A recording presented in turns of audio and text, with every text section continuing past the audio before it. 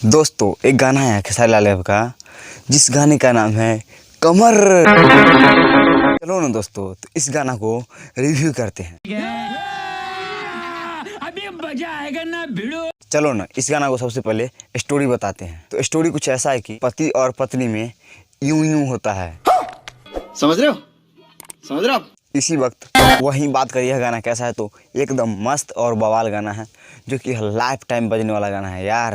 हमारे मतलब आपको मत सिखा। बात करें वीडियो क्वालिटी की तो मस्त है। इसमें बैकग्राउंड डांसर से लेकर एक्टर्स तक एकदम बारीकी से डांसिंग पे बिल्कुल फोकस किया गया है, जो कि एक साथ आप लोगों को दिखाई देता होगा नाचते हुए। बिल्कुल आपने मेरे दिल की बात बता।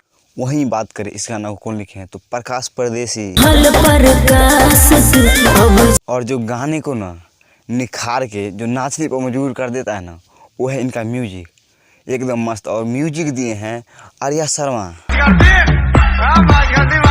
और खेसारी लाल यादव के साथ जो हीरोइन काम की है ना, यानी एक्ट्रेस सपना चौहान। तो मस्त और लाजवाब जोड़ी है यार। मेरी माने तो इससे ऐसे में बड़ा सख्त लौंडा 100 गुना बेस्ट जोड़ी है। बाकी जाते जाते इस गाना को नंबर भी दे दिया जाए तो इस गाने को नंबर दिया जाता है 10 में से पूरे 10।